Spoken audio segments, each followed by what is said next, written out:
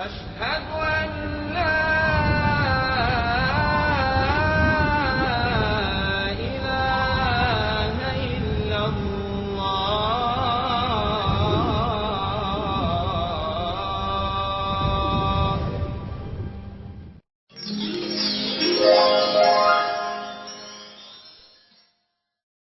Basically, my story begins in first year university.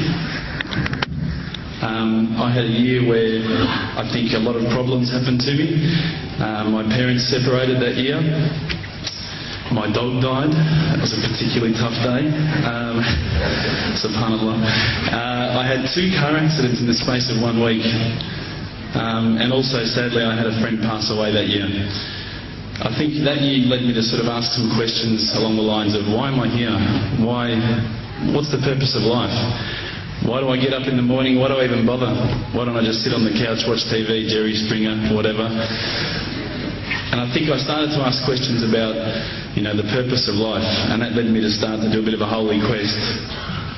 Naturally, as an Aussie, the first thing I did was investigate Christianity. I had a few Christian friends, and I remember going to a church camp. It was one of the funniest camps I've ever been to in my life. Everybody was singing. I didn't know what the words were. I didn't know what they were saying. It sounded great. They had beautiful voices, but it just seemed really strange. And everybody was telling me how much God loved me, and I was thinking, God loves me? My dog died. SubhanAllah. So I kept on investigating Christianity, and I went to a whole lot of, different aspects of Christianity. So we're talking about Catholicism, we're talking about Anglican, Baptist, priests, pastors. And every time I'd go there and ask questions, I'd find that they wouldn't pick up the Bible and start to say, oh, this is the answer, my dear brother. They would just start answering me. They would just answer from their own opinions. And I started to realise that there was a lot of interpretations of Christianity, and a lot of people had their own interpretations, and one priest from one church was believing one particular aspect of Christianity whilst another was proclaiming another. So I started to think to myself, the Bible is one text, but there seems to be so many different interpretations, and it was confusing. At the time, while I was in first year university, I was also working in a service station, one of my part-time jobs. And one of my colleagues was a Hindu, was an Indian Hindu.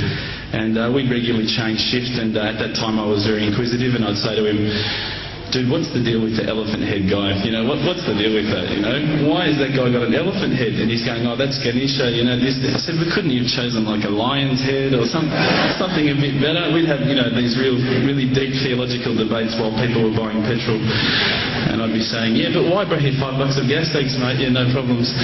And again, I found that was very hard to stomach. So I sort of investigated a little bit further. I had a good friend of mine was a Mormon, and I found that this religion actually appealed to me the most out of all of the Christian religions, the Church of Latter-day Saints. They were quite strict. They don't drink alcohol. They don't drink caffeine, so unfortunately Coke's out, guys, because I know Lebos love Coke. But again, there was that leap of faith I felt that I had to make to embrace this religion, and I found that I wasn't just into making a leap of faith, I wanted proof. I also investigated Judaism, would you believe it? And my original name before Abu Bakr is Reuben. So if you've probably seen all the movies, you've seen Reubenstein. At the end, they probably thought I was Jewish, so they thought, oh, this guy's one of us. But again, I just didn't find what I was looking for. Lastly, I probably looked into Buddhism, and I found that this was probably the religion that I was going to choose. I thought, look, this is great. There's so much. People at peace here. They seem to be really switched on, and they seem to be living one with the world, and that's what really appealed to me. But the more and more I looked into it, I guess I realised that it wasn't a religion of God. It was just a nice way to live. One of my friends, one of my close friends, who's a Christian, would you believe, said, tell me the religions that you've investigated. So I went through them. I said, Judaism, Christianity, Catholicism, Buddhism, Hinduism, He goes, what about Islam? Islam? They're terrorists. I'm not going to investigate that religion. They're crazy. Why would I even look at that religion? But lo and behold, I found myself walking into a mosque one day. This was my eternal quest. So I walked straight in, shoes on, straight across the prayer road. There was a brother praying. I walked straight in front of him. As he went to go into sujood, I almost stepped on his head. Subhanallah, I didn't have any clue what I was doing. I looked over and I saw this brother. You probably know this guy. This is Abu Hamza. He's come here and he's lectured a few times. Subhanallah, I call him Abu Da'an because he's got a very large beard, mashallah. He came walking out towards me and I thought, today I'm about to die. This is the last day of my life. I'm a dead man. I'm a white boy in Lebland. What am I going to do here? I'm dead. He came walking across as though he just walked out of the Sahara Desert. Big abaya, big beard. But subhanAllah, the first words he said were, "G'day mate, how you going?" If only he had the can of VB, it would have been perfect.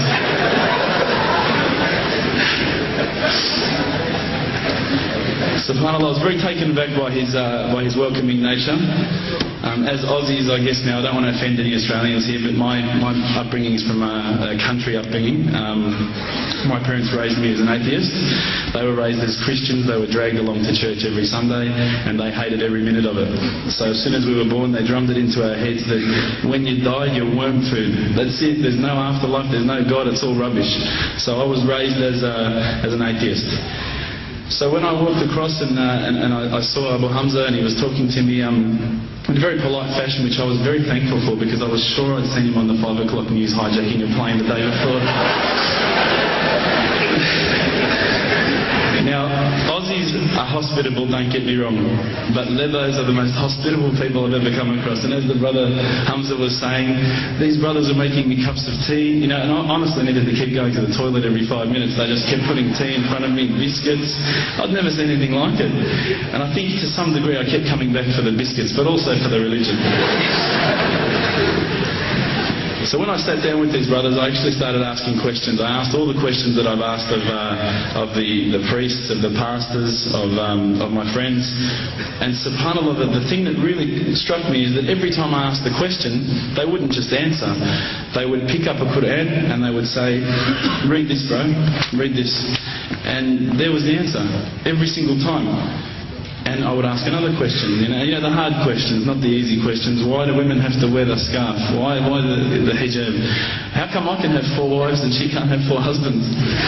You know, I wanted to know all the tough questions, which is the first questions I guess you ask when you come across Islam. But lo and behold, they kept on answering the questions with the Quran, not from their own opinion. And I got frustrated with this. And I actually said to one of the brothers, because by this stage I think I'd been going there for about a couple of weeks, there was always a few brothers there when I went. And I said to one of the brothers, I said, you know, what's your opinion on the matter? Why won't you give me your opinion? And one of the brothers turned to me one day and said, how can I have an opinion when this is the word of God? SubhanAllah, I remember that really hit me. So I asked them if I could take a Quran home, and I didn't say I was going to use it to chalk up the couch or anything like that. I said I was going to respect the book, so I took it home, I started reading it. What I found was, while reading it, it wasn't as though I was reading a story, it was as though I was reading someone commanding me, you know, someone giving me guidance. And one night I decided to really try and get the spiritual mood happening, and I'm sure probably some of you have heard this story before, so I apologise. I lit a candle, I had the window open, I had the curtains drawn, you know, I was trying to get that really spiritual feeling. It was a nice summer night in Melbourne, as summer as it can get in Melbourne, and I was sitting there thinking, this is it, you know, this is the night. I'd been, you know, investigating all the spiritual proofs, all the scientific proofs about the fact that the mountains are the pegs, about, you know, how the embryo develops inside, you know, the woman, all these amazing proofs, but I still needed that little push. It's like I was on the edge of a cliff, I was ready to jump, I just needed a push.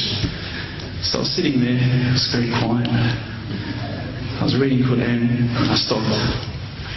I said, Allah, this is my moment. This is the time I'm about to jump into Islam. All I need is just a sign. Just a little sign, nothing huge, maybe a bolt of lightning. You know, maybe half the house could fall down or something, you know, just small. Small for you, man. You created the earth, come on. So I sat there I was waiting for the candle to start lighting up to 4 metres high like in the movies. And I go, okay, go. And subhanAllah, nothing. Absolutely nothing happened. I was really disappointed, to be honest. So I sat there and I said, Allah, this is your chance. I'm here. I'm not going nowhere. I'll give you another chance. Okay, maybe you were busy. I know it's daytime over the other side of the world. There's a whole lot of stuff going on. Maybe this time it could just be like a car backfiring. Something small. All right, the half the house, the candle. Let's forget that. A bird could fart outside. I don't care. Just anything. So I said, okay, go. And subhanAllah, absolutely nothing happened. And I mean, I couldn't have even said, oh, that was it. That creak just then in the wall, that was it. Absolutely nothing happened. I was really disappointed. I was gutted. I was sitting there thinking, this is it, this was my last chance, Islam, and I haven't found it. I pulled back the Quran, I turned back to where I was reading. SubhanAllah, the very next verse on the next page, for those of you who ask for signs, have we not shown you enough already? Look around you, look at the stars, look at the sun, look at water. These are the signs for the people of knowledge. SubhanAllah.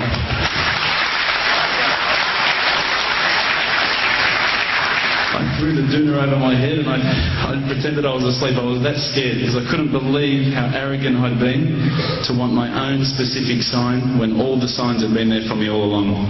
The fact that we have this world, the fact that there is this creation, these are the signs for all of us. The next day I decided this is it, I'm becoming a Muslim. I'd been investigating Islam now for probably about 6 months, to be honest. I went in and I said to myself, this is it, I'm going to make shahada. I had no idea what I had to say. I had no idea what the words were. It was probably close to Isha prayer, so it would have been, 7, 8 o'clock at night. I went in and I couldn't believe it. There was about 1,000 people at the mosque. I thought, subhanAllah, look at this religion. Look at how strong they are. It was the first night of Ramadan.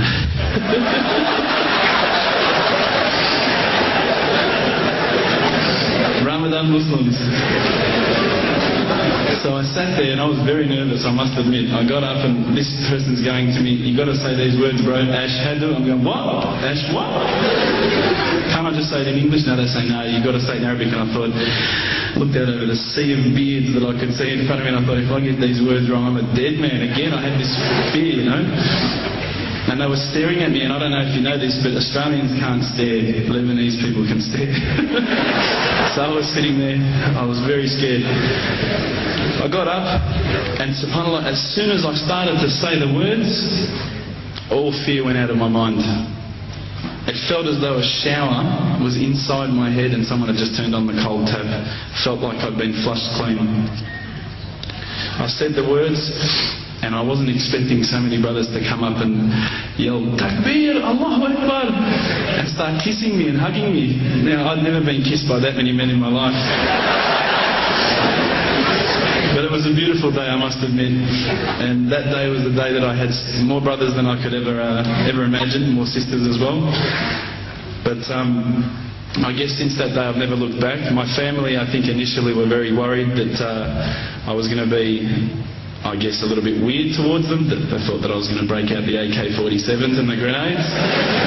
But they realised, I think, soon that this religion was actually making me a better person. Prior to Islam, you're not going to believe it, I had a mohawk. I did. I had, I'm not going to show you any photos. I had army greens, I had the Metallica t-shirt, I had the cherry docs. I was shocking, right? I thought I looked great, but I looked terrible. And alhamdulillah, ever since then I look as good as I do now. No, don't laugh, please. But my parents were the first people to actually say to me once, which really amazed me. They said, my father actually asked me for the Quran recently, which I was really happy about. I always thought he'd be one of the hardest people to work on. But he said to me, ever since you've been a Muslim, you've been a better person. You're more reliable. I can count on you to come and pick me up if my car breaks down. Whereas before I go, Dad, I was drinking last night. I don't know if it's still out of my system.